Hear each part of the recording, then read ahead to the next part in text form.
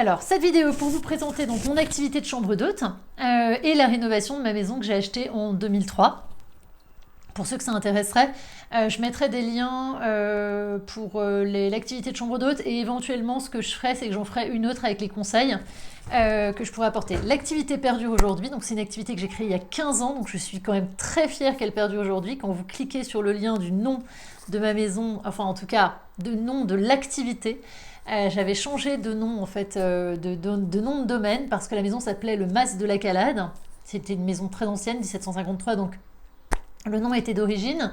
Et quand j'ai donné ce nom à mon activité, j'ai eu des problèmes. Il y a des gens qui se trompaient et qui n'allaient pas au bon endroit. Donc, j'ai mis un nom pour mon activité. Et comme je me suis fait aussi une clientèle et que j'avais pour projet, j'ai eu pour projet à un moment d'acheter plus grand pour faire notamment des mariages et faire un mix entre chambre d'hôte et événementiel.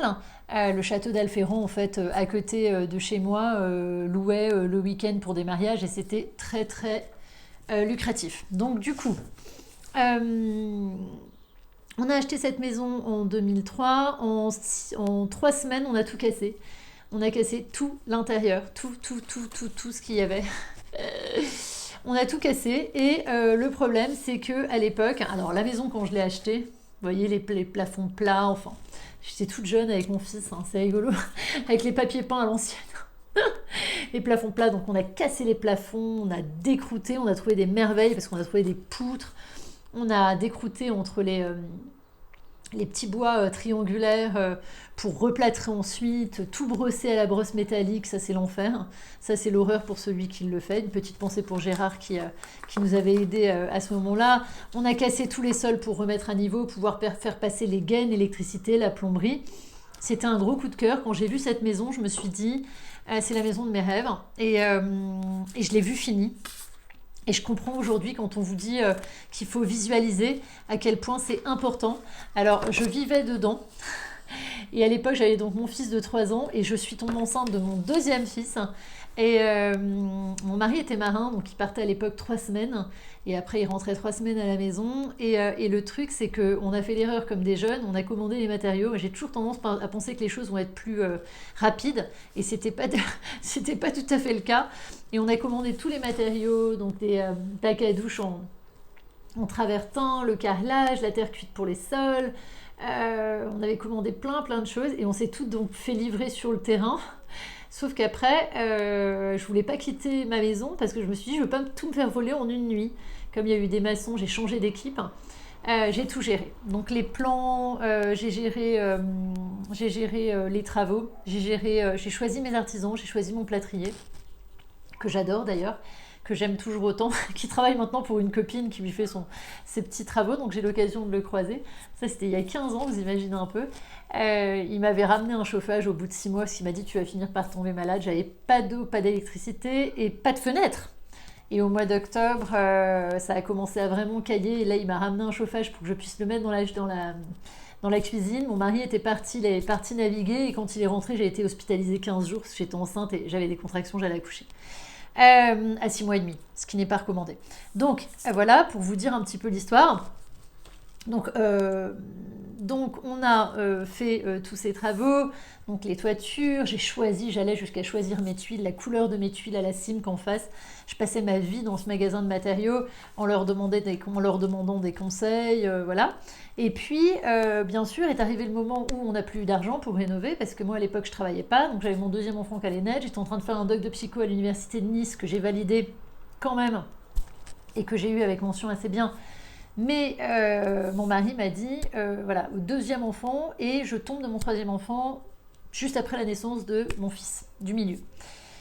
Et là, on se dit, mince, comment on va faire financièrement? Et je me dis, je cherche des solutions. Alors bien sûr, en tant qu'employé, c'est absolument impossible, parce que vous vous doutez bien, un mari marin qui part 3 semaines, on ne peut pas aller travailler, parce qu'il n'y a plus personne pour s'occuper des enfants. Je me dis, qu'est-ce que je peux faire? Et je cherche. Et à l'époque, les chambres d'hôtes, c'était pas développé comme aujourd'hui, n'est-ce pas?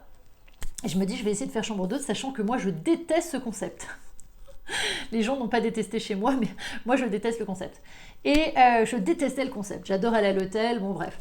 Et je me dis, je vais essayer. Et puis je me dis, bah, de toute manière, alors j'entamais des petits travaux, mon mari n'était pas trop d'accord, il me dit, tu vas finir avec des gens, il avait peur, il me dit, tu vas avoir des gens avec des... tu vas avoir des gens, on sait jamais, les gens qui viennent chez toi, ça craint, nani, nanan, enfin bon bref, plein de raisons. Donc dès qu'il partait naviguer, je faisais des travaux, et puis dès qu'il revenait, tout s'arrêtait, puis hop, dès qu'il repartait, hein, et au final, j'ai fait venir les gîtes de France qui m'ont donné quelques indices. Et puis j'ai réussi à donc commencer ma première chambre. Je commence ma première chambre au mois de juin et ça marche super méga bien. Et là je me dis j'ai des gens super sympas, ça marche très bien, les gens sont contents. Je me dis qu'est-ce que je fais. C'était donc un ami de l'école, un papa de l'école qui m'avait dit ah mon père il fait ça, si tu veux je te donne son contact. Donc je m'étais mis en contact avec lui. Il m'avait donné une super boîte qui s'appelle Atec, qui existe toujours, je mettrai le lien sous la vidéo, et qui s'occupe de référencer votre site. Si vous ne connaissez pas, ils viennent, il y a quelqu'un qui vient, qui vous fait les photos, qui vous met votre site en place, même si vous n'y connaissez rien, c'est pas possible que ça ne marche pas. Déjà avec eux, vous arrivez à remplir. Ils ont un très très bon référencement. Et je commence donc avec ça. Alors très vite, je me dis comment je vais faire. Donc j'ouvre une deuxième chambre, bien sûr. J'ouvre pas une deuxième chambre, je loue ma chambre. Je vais dormir avec mes enfants et je loue ma chambre. Et à l'époque, j'avais une fille au père du Brésil qui était arrivée, Roberta, que je salue, et qui m'a beaucoup aidée, et qui m'a beaucoup aidée avec ce projet, qui m'a beaucoup aidée avec mes enfants. Et à l'époque, c'est rigolo, je fais faire donc, ce petit flyer trop mignon, le Mas de la Calade. Et je m'inscris donc à l'Office du tourisme d'Aix-en-Provence, sur Holidays, sur Abritel, sur VRBO. Et puis l'activité marche tellement bien, au bout de 3 ans, je me dis, mais c'était insupportable l'été. J'avais 3 enfants qui étaient vraiment très petits, j'avais absolument plus le temps de m'en occuper. Je commençais à me gratter la tête, j'ai cru que j'allais me faire une pelade. Je me dis, comment je peux faire? Et là, j'ai une amie qui m'appelle et qui me dit, Marine, moi je prenais jamais de réservation trop à l'avance. Je ne prenais pas d'art pour pas avoir trop de gestion à faire. Et finalement, j'avais pas d'annulation. Donc, comme quoi, vous voyez, les arts, c'est pas obligatoire. Je ne prenais pas d'art. Je faisais vraiment au plus simple. La gestion au plus simple. Et puis, donc j'ai une amie qui m'appelle et qui me dit Marine, je peux pas prendre. J'ai été contactée par l'académie de tennis Bollettieri qui veut venir avec 24 joueurs, des jeunes joueurs qui allaient s'entraîner au country club. Est-ce que ça t'intéresse? Donc, elle a donné mon contact. Ils ont fini par louer la maison, 4000 €, 10 semaines l'été. Et là, à ce moment-là, je me dis, mais qu'est-ce que je peux faire avec ça? Je vais louer une maison à l'année à côté. Comme ça me permet d'aller à l'intérieur. Et je vais louer ma maison week-end, c'est-à-dire à la nuit. Au lieu de la louer à la semaine, comme ça, à partir de Pâques, je serai tranquille. Parce que finalement, le week-end, j'avais énormément de monde. Mais c'était vachement plus rentable que de louer 900 € la nuit que de louer en chambre d'hôte. Donc, je loue une petite maison à côté, 1000 € par mois, je la meuble. Et puis... le vendredi, les enfants partaient à l'école. J'avais 2 personnes qui venaient pour m'aider, puisqu'il y avait 400 mètres carrés à préparer. On préparait la maison, à 17h ou 16h, les gens arrivaient. Et puis jusqu'au dimanche soir, j'étais tranquille et je m'étais pris mes 1800 € le week-end. Et du coup, voilà. Donc, je voulais juste vous montrer... Ah oui, ça, je voulais... l'état de la maison quand on l'a acheté quand même. Ah oui, et ça, c'est quand on a découvert... J'ai découvert un pigeonnier d'époque. Elle était juste trop belle. Alors, le seul inconvénient de cette maison, c'est qu'il y avait un passage à niveau en bas pour accéder à la maison qui était vachement dangereux, il fallait traverser. Et il y avait un accès qui était vraiment dangereux et qui faisait baisser la valeur de la maison. Mais quand même, on a eu une offre à 1 650 000 avant d'avoir fini la rénovation, qu'on a refusée. Ça, j'ai un peu regretté quand même, parce que je me suis dit, mince, voilà, j'aurais pu passer à un autre niveau. Il y avait un domaine qui était à vendre avec 5 hectares, la Denise, ça s'appelait, c'est une maison ancienne avec un petit pavillon de chasse, enfin c'était vraiment très très beau. Pareil, beaucoup de travaux à faire, mais j'aurais pu faire des mariages et tout ça. Moi, ma maison, je ne pouvais pas faire venir des grosses... j'avais des voisins trop proches. J'étais à 5 km du centre-ville d'Aix-en-Provence, vraiment trop proche pour faire des choses de grande envergure. Donc pas assez isolé. Donc après, j'avais pour idée de faire ça. Et j'ai eu aussi l'idée, en tout cas à un moment à Aix-en-Provence, ça manquait cruellement de logements, d'hôtellerie. C'est pour ça que les chambres d'hôtes marchent si bien. D'ailleurs, je salue le domaine de Valbriand. C'est des amis qui ont fait un travail juste magnifique, qui ont gardé, et c'est vraiment splendide aujourd'hui, j'en reviens pas. On a commencé à peu près en même temps et on se suivait, on s'envoyait les clients. Et c'était vraiment, vraiment très sympa. Et du coup, qu'est-ce que je voulais dire? Oui, j'ai eu l'idée d'acheter un hôtel bureau, 2,2 millions, qui était vendu par Michel Simon, à l'époque, et mon mari n'a pas voulu. Ça nécessitait de s'endetter, de vendre ce qu'on avait et de bien sûr prendre un crédit et surtout perdre notre confort. Moi, je pense que c'était 150 chambres. Pour ceux qui connaissent le principe de l'hôtel bureau, c'était quand même pas très risqué sur Aix. Voilà, mais bon, bref, voilà, c'était un autre projet que j'avais. Vous voyez la maison dans l'état qu'elle était. Donc on a vraiment tout refait, décrouté. L'extérieur aussi, tout le monde m'a dit elle va s'écrouler. Non, elle s'est pas écroulée. 1750, je pense qu'elle s'écroulera. Je pense qu'on mourra tous avant qu'elle s'écroule. Donc, qu'est-ce que ça a traduit?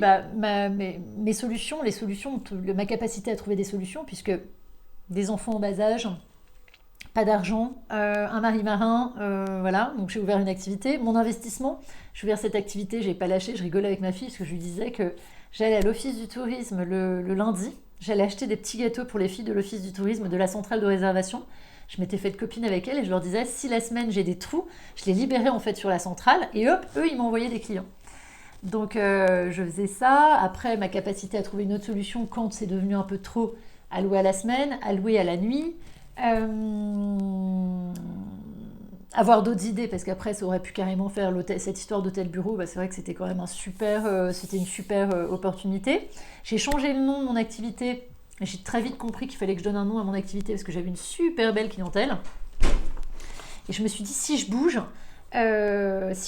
au moins je pourrais la garder, c'est-à-dire que les gens me trouveront puisque je pouvais tout à fait garder mon nom de domaine. Donc j'ai retiré le nom de la maison et j'ai donné un nom à mon activité. J'avais fait faire ce petit logo d'ailleurs, Ailleurs en Provence. Ailleurs en Provence parce que j'avais reçu des meubles de Bali et que mon père m'avait envoyé. Et c'est ce qui m'a permis d'ailleurs de commencer mes chambres d'hôtes, sinon j'aurais eu beaucoup de mal à commencer. Et voilà, donc une super belle expérience. J'ai adoré ma maison. J'en ai rêvé pendant des années. Je rêvais que je trouvais un autre étage. À l'époque, c'était super agréable. Je me disais, oh là, je vais pouvoir faire plein de choses. J'ai rêvé pendant très longtemps de ça. Et voilà, c'est un projet qui m'a beaucoup, beaucoup plu. Et si je peux le refaire un jour, voilà. J'ai un grand-père, alors bien sûr, 27 ans, une maison comme ça, des travaux, on casse tout. Alors vous imaginez les familles respectives qui se disent, ils vont tout perdre. Et en fait, ce qui s'est passé, c'est que j'ai un grand-père maçon.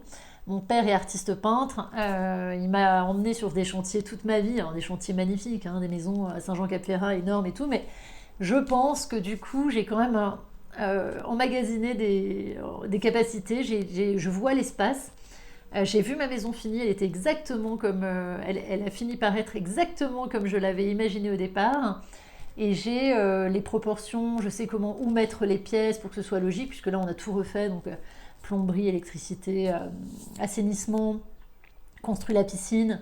J'ai les proportions, j'ai la logique pour les pièces. Voilà, il y avait 8 chambres, 6 salles de bain, 7 cabinets de toilette, une grande salle à manger qui pouvait accueillir tout le monde. Il n'y avait pas de choses pas logiques dans la maison. Et on a réussi à la vendre 1 400 000, c'était pas énorme. Je pense qu'aujourd'hui elle vaut beaucoup plus parce que ce fameux passage à niveau a été dévié. Et voilà, pour l'expérience de la chambre d'hôte. Je referai une vidéo pour ceux que ça intéresse de créer des chambres d'hôtes. C'est vraiment pas compliqué. D'ailleurs, celui qui... mon gynécologue qui m'a accouché de ma fille a fini par en ouvrir. Donc c'était rigolo.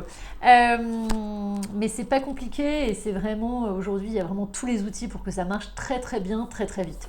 Voilà. À bientôt.